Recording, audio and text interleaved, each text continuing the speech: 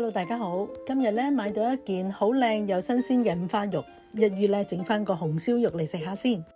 主要嘅材料有嗱，我首先咧就將啲葱白嘅部分切成一段段，跟住咧青色嗰部分咧，我哋就將佢切葱花，切好晒之後就可以擺喺旁邊備用。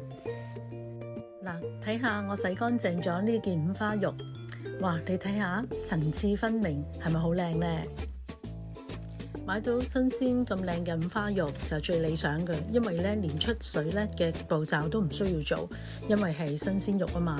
咁我哋只不過咧需要將佢改成丁方咁大，我哋再將佢切成丁方，我就將佢分開3件，將3條切成均等之後。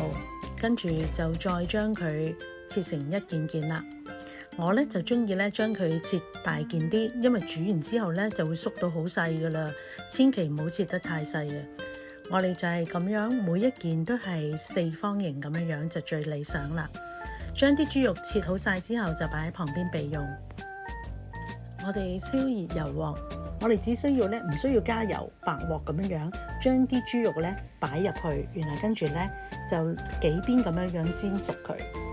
我哋將佢翻炒，盡量將啲肥油逼出嚟，大約炒到咁樣嘅顏色。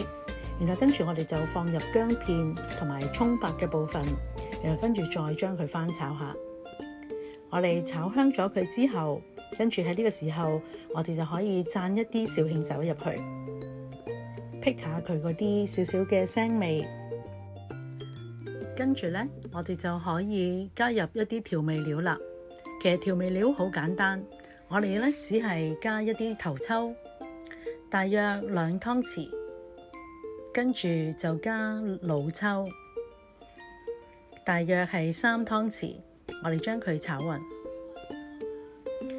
炒到啲豬肉已經均勻上晒一啲好靚嘅顏色之後，就加入熱水，然後跟住加2塊香葉、2粒八角同埋桂皮，跟住就再加入呢一個花椒同埋仲有冰糖。